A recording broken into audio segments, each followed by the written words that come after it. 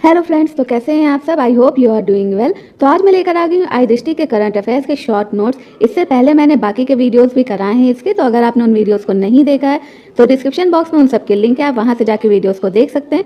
और इसकी पीडीएफ के लिए आप मुझे व्हाट्सअप या टेलीग्राम पे कॉन्टैक्ट कर सकते हैं। तो मैंने उसकी लिंक और व्हाट्सअप नंबर डिस्क्रिप्शन बॉक्स में दे दिया है, तो आप वहाँ से जाके उसको ज्वाइन कर सकते हैं। तो आज हम देखने वाले हैं नेशनल अफेयर्स के कुछ इंपॉर्टेंट टॉपिक्स को, जिसमें हमारा जो पहला टॉपिक हो जाएगा वो हो जाएगा इलेक्शन कमीशन ने जो फिजिकली चैलेंज पीपल हैं उनके लिए आइकन सेलेक्ट किया था, तो वो थे पैरालंपियन राकेश कुमार। और इसी तरह लोकसभा इलेक्शन 2024 के लिए जो आइकन सेलेक्ट हुई थी तो वो थी शीतल देवी, जो कि 17 साल की और ये इंडिया की यंगेस्ट पैरालंपिक मेडलिस्ट हैं। सेकेंड हमारा हो जाएगा मिशन मौसम। तो ये इंप्लीमेंट हुआ है मिनिस्ट्री ऑफ अर्थ साइंस के द्वारा। इसका ऑब्जेक्टिव है कि जो वेदर फोरकास्टिंग है उसको इम्प्रूव करना, वेदर जो इवेंट्स होते हैं उनको मैनेज करना, और किस तरह से जो रेनफॉल है, हेल है, फॉग है, लाइटनिंग स्ट्राइक्स है, इन सबको इन्हेंस करना या सप्रेस करना। और इसका गोल क्या है? इसका गोल है कि इंडिया को weather ready and climate smart बनाना 2026 तक। नेक्स्ट हमारा हो जाएगा चिंतन शिविर का कॉन्फ्रेंस। तो ये 2 दिन की नेशनल रिव्यू कॉन्फ्रेंस है जो कि हेल्ड हुई ministry of social justice and empowerment के द्वारा।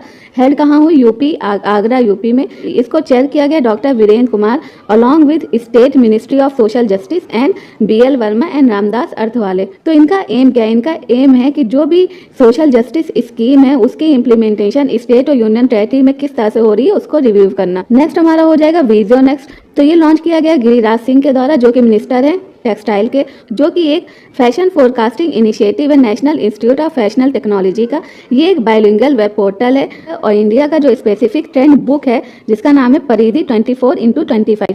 तो ये आप देख लीजिएगा, आपके लिए इंपॉर्टेंट हो जाता है। नेक्स्ट है सागर मंथन द ग्रेट ओशियन डायलॉग। इसको अनाउंस किया था सर्बानंद सोनोवाल के द्वारा, जो कि मिनिस्टर है ministry of port shipping and waterways की। कहाँ अनाउंस किया था? न्यू दिल्ली में। और ये होगा कब? तो ये होगा 18 और 19 नवंबर मुंबई में। अब है national industrial corridor development programme. तो इसके अंतर्गत 12 जो न्यू प्रोजेक्ट है उसको अप्रूव किया गया है। इसमें लगभग 28,602 करोड़ का इन्वेस्टमेंट है।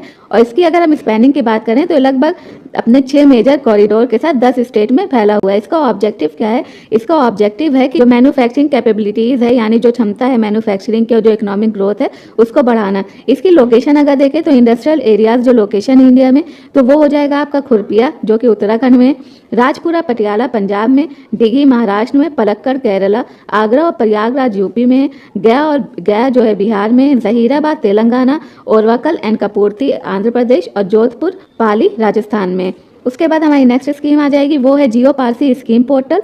और ये लॉन्च की गई थी किरण रिजिजू, जो कि इस टाइम पर मिनिस्ट्री ऑफ माइनॉरिटी अफेयर्स के मिनिस्टर हैं।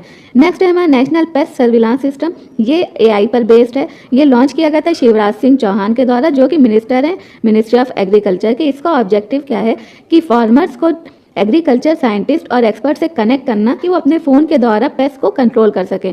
Hema committee report. तो ये फॉर्म हुई थी केरला हाई कोर्ट के द्वारा 2017 में। इसका ऑब्जेक्टिव था कि इन्वेस्टिगेट करना जो जेंडर इशू हो रहा है मलयालम सिनेमा में। और ये कब हुआ? जब एक हाई प्रोफाइल इंसिडेंट आया सेक्सुअल असॉल्ट का 2017 में, उसके बाद इसको फॉर्म किया गया। इसने अपनी रिपोर्ट सबमिट की थी 2019 में और रिलीज हुई अगस्त 2024 में। फिर है जन पोषण केंद्र। तो union ministry of consumer affair, food and public distribution and new renewable energy Prahlad Joshi ने लॉन्च किया और इन्होंने ट्रांसफॉर्म किया है 60 फेयर प्राइस शॉप को जन पोषण केंद्र में। तो ये आप याद रखिएगा। नेक्स्ट है शिक्षा सप्ताह। ये आपके लिए इंपॉर्टेंट हो जाता है। तो नेशनल एजुकेशन पॉलिसी के 4 साल पूरे होने पर 1 हफ्ते का कैंपेन रखा गया जिसका नाम था शिक्षा सप्ताह। और इसमें 7 स्कूल जो हैं पूरे नेशन वाइड वो फोकस कर रहे हैं कि किस तरह से कम्युनिटी का जो इन्वॉल्वमेंट है एजुकेशन में विद्यांजलि के थ्रू उसको बढ़ाना। और विद्यांजलि है क्या? तो ये एक इनिशिएटिव है डिपार्टमेंट ऑफ स्कूल एजुकेशन और लिटरेसी का। और इसी के साथ ही साथ जो तिथि भोजन है उसको भी इसमें इन्वॉल्व करना। तिथि भोजन क्या है? जो कि मिड डे मील स्कीम में कॉन्ट्रीब्यूट करता है। और ये कैंपेन जो है वो इसलिए डिज़ाइन किया है ताकि प्रमोट कर सकें और सेलिब्रेट कर सकें जो भी अचीवमेंट है और जो भी ऑब्जेक्टिव हैं नेशनल एजुकेशन पॉलिसी 2020 के।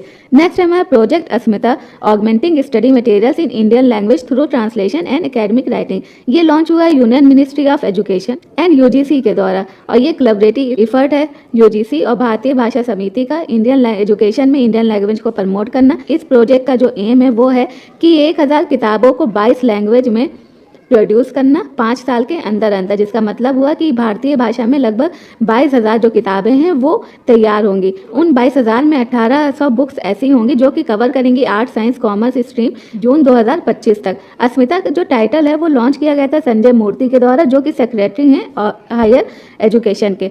अब बात आती है consent of state for CBI investigation. Madhya Pradesh के सीएम है मोहन यादव, उन्होंने बोला है कि सीबीआई जो है कि उसको अगर उनके स्टेट में इंक्वायरी करनी है तो उन्हें एक रिटर्न कंसेंट चाहिए होगा स्टेट से।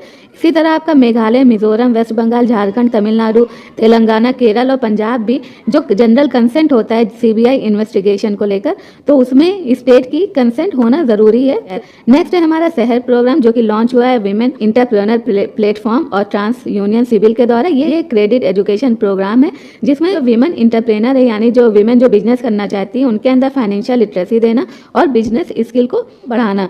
फिर ये लद्दाख ने फुल फंक्शनल लिटरेसी को अचीव किया है, और ये अचीव किया उसने उल्लास के अंतर्गत। इसने लगभग 97 से ज़्यादा लिटरेसी जो है वो अचीव कर ली है, और 2030 का इसका टारगेट है 100% लिटरेसी को अचीव करना।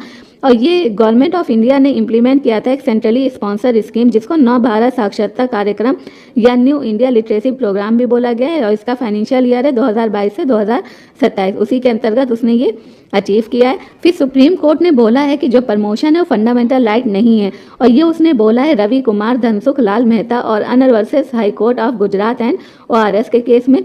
सुप्रीम कोर्ट ने बोला कि जो भी गवर्नमेंट एम्प्लॉइज हैं वो प्रमोशन के लिए क्लेम नहीं कर सकते कि उनके राइट का वॉलेशन हो रहा है, और किस राइट का violation of equality principle under 16 of the constitution की। आर्टिकल जो 16 कॉन्स्टिट्यूशन है तो उसके अंतर्गत जो इक्वालिटी है तो उसको लेकर ये दावा करना कि उनका प्रमोशन नहीं हो रहा तो उनके राइट का वॉलेशन है, तो ये किसी भी तरह से सही नहीं है। फिर ग्लोबल रिपोर्ट जो है नेग्लेक्टेड ट्रॉपिकल डिसीज़ की 2024 में, जो कि रिलीज हुई है वर्ल्ड हेल्थ ऑर्गेनाइजेशन के द्वारा, जिसने हाईलाइट किया है प्रोग्रेस और जो चैलेंजेस हो रहे हैं एंटीडी बीमारी से लड़ने के लिए, तो उसको इसमें हाईलाइट किया गया। तो हाईलाइट जो हुई है इस रिपोर्ट में वो कुछ इस तरह है।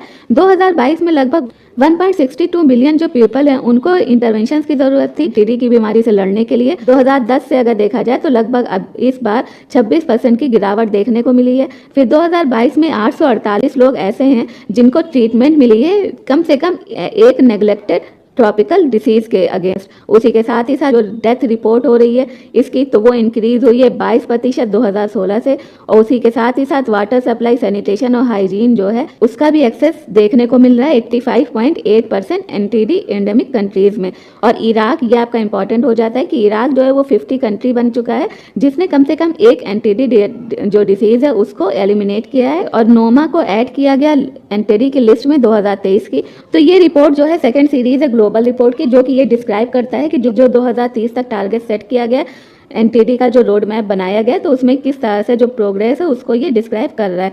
अब इंडिया ने सिक्योर किया है पोर्ट ऑफ सतवे म्यांमार को। मिनिस्ट्री ऑफ एक्सटर्नल अफेयर ने अप्रूव किया इंडिया पोर्ट ग्लोबल लिमिटेड को कि वो टेक ओवर कर सकता है जो ऑपरेशन है पोर्ट का उसको। ये जो इंडिया पोर्ट ग्लोबल लिमिटेड जो एक कंपनी है जो कि ओन की जाती है ministry of port, shipping and waterways के द्वारा, और ये जो पोर्ट है ये म्यांमार के रखाइन स्टेट के कालादान रिवर पर लोकेटेड है। अब है senior care reforms in India, और ये रिपोर्ट जो है लॉन्च होती है नीति आयोग के द्वारा। और किसने लॉन्च किया इसे? जो वाइस चेयरमैन है इसके नीति आयोग के, सुमन बेरी, उन्होंने नीति आयोग ने रिलीज किया अपना एक पोजीशन पेपर जिसका टाइटल था senior care reforms in India reimagining the senior care paradigm, जिसका मतलब है कि सीनियर केयर पे हमको किस तरह से ज़्यादा फोकस करना है। तो United nation population fund project है, उसने बताया कि 158 मिलियन पीपल जो हैं 2025 तक, तो ये देखा जाए तो एक फास्टेस्ट रेट होगा एजिंग पॉपुलेशन का बढ़ने का।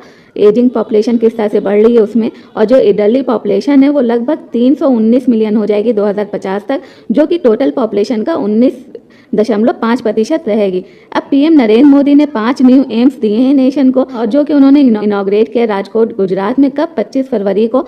तो इसमें से जो 5 में से जो 4 है वो तो उन्होंने वर्चुअली इनॉग्रेट किया, लेकिन एक जो है जो कि एम्स राजकोट इन गुजरात है उसको उन्होंने वहीं पे जाके इनॉग्रेट किया है। और उसके बाद आपका जो इन्होंने वर्चुअली इनॉग्रेट किया उसमें हो जाएगा AIIMS Bathinda in Punjab, AIIMS Raebareli Uttar Pradesh, AIIMS Kalyani west Bengal, AIIMS Mangalagiri in Andhra Pradesh. तो ये 5 एम्स हो जाते हैं जो कि आपके लिए इंपॉर्टेंट है। तो आज के वीडियो में बस इतनी ही। नेक्स्ट वीडियो में इसके आगे के करंट अफेयर्स को कवर करेंगे। तब तक के लिए अपना ख्याल रखें, पढ़ते रहें। Thank you, bye bye.